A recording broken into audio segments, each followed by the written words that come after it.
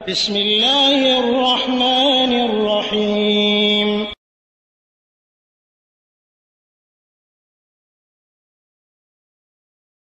بسم الله الرحمن الرحيم الحمد لله رب العالمين والصلاة والسلام على أشرف الأنبياء والمرسلين نبينا محمد وعلى آله وأصحابه أجمعين أما بعد وعليكم السلام ورحمة الله وبركاته সম্মানিত দেলোয়ার হোসেন জেদ্দা থেকে আপনি প্রশ্ন করেছেন যে কোন পার্টির ব্যাপারে প্রশ্ন করেছেন দল কোন দল দলাদলি করা দ্বীন ইসলামের যে শরীয়তের বিধান আসছে সেটা হচ্ছে যে সমস্ত মুসলমানদেরকে একটা দলে অবশ্যই অংশগ্রহণ করতে হবে। ওই দলের যদি বাইরে থাকে তাহলে সে কখনো সফল কাম হবে না। সেই দলটা হচ্ছে সাহাবায়ে কেরাম রিদওয়ানুল্লাহি আলাইহিম আজমাইন, সাহাবাদের দল। ওই সাহাবাদের দলের বাইরে যারা যাবে এবং সাহাবাদের দলের বিরোধিতা যারা করবে তারা কখনো দুনিয়াতে সফল কাম হবে না, আখিরাতে সফল কাম হবে না। তো দুনিয়া আখিরাতে সফলতা অর্জন করার জন্য প্রত্যেকের উপরে ফরজ আইন সাহাবাদের দলে অংশগ্রহণ করা। সাহাবাদের দল কারা? যেটা রাসূলুল্লাহ সাল্লাল্লাহু আলাইহি ওয়াসাল্লামের যুগে যেই সমস্ত সাহাবা কেরামরা যেই নীতিমালার উপর যেই বিধানের উপর প্রতিষ্ঠিত ছিল তাদের দলে অংশগ্রহণ করা। অর্থাৎ সাহাবা কেরামদের আদর্শ কি ছিল? সাহাবা কেরামদের দল যে ছিল এই দলটাকে আল্লাহ রাব্বুল আলামিন সমস্ত পৃথিবীতে জয়যুক্ত করেছেন, তাদেরকে সম্মানিত করেছেন, তাদেরকে সারা বিশ্বের উপর নেতৃত্ব দিয়েছেন এবং তাদেরকে দুনিয়া থাকতেই জান্নাতের সুসংবাদ দিয়েছেন। মূল কারণটা হচ্ছে কি, তারা তাদের জীবনটা প্রতিষ্ঠিত ছিল শুধুমাত্র দুইটা জিনিসের উপর। সেটা হচ্ছে রাসূলুল্লাহ সাল্লাল্লাহু আলাইহি সাল্লামের উপর নাজিলকৃত কোরআন, পবিত্র কোরআন, আল্লাহর যে বাণী কোরআনের উপর তাদের জীবনটা প্রতিষ্ঠিত ছিল। দ্বিতীয়ত রাসূলুল্লাহ সাল্লাল্লাহু আলাইহি সাল্লামের সহিহ হাদিসের উপর তাদের জীবনটা প্রতিষ্ঠিত ছিল।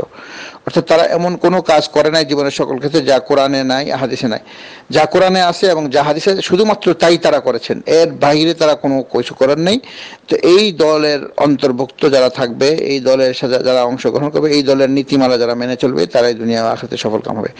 এই দল ছাড়া এবং এই যত দল দুনিয়াতে আছে যেগুলোর মধ্যে কোরআনের আদর্শ নেই, রাসূলের সহিহ আদর্শ নেই এবং বিভিন্ন বেদাত তারা করতেছে অথবা শিরিক করতেছে অথবা কুফরি করতেছে অথবা তারা দুনিয়ার স্বার্থ নিয়ে এই দলাদলি করতেছে, যেখানে না কোরআনের আদর্শ রয়েছে, হাদিসের আদর্শ, এই ধরনের যে কোনো দল হোক সেটা করা যাবে না। করলে সেই দলের সাথে কিয়ামতের দিন তাদের হাসর হবে।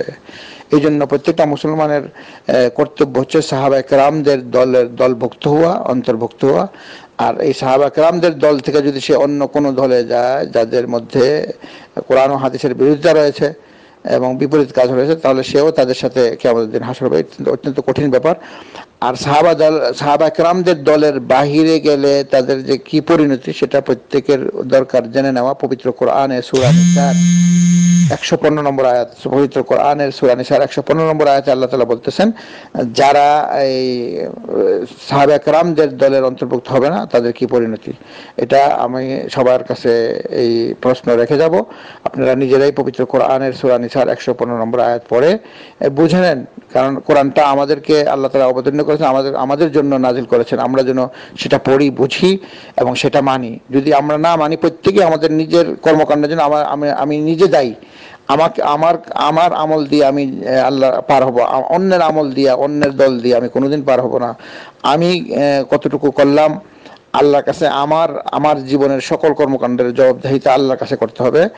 কাজেই অত্যন্ত কঠিন ব্যাপার। এই ব্যাপারে সাবধানতা অবলম্বন করতে হবে, সতর্ক হয়ে চলতে হবে। আল্লাহ বলেন পবিত্র কোরআনের সূরা নিসার 115 নম্বর আয়াত তেলাওয়াত করছি, কিন্তু আপনারা বাংলা যে কোনো দেশে থাকেন কিন্তু বাংলায় তরজমা কোরআন পাওয়া যায়। এই কোরআন সংগ্রহ করে সেখান থেকে সূরা নিসার 115 নম্বর আয়াতটা তেলাওয়াত করবেন এবং সেটা তরজমাটা জেনে নেবেন। তখনই আল্লাহ তাআলা আপনাকে বোঝার তৌফিক দিবেন। আউযু বিল্লাহি মিনাশ শাইতানির রাজীম।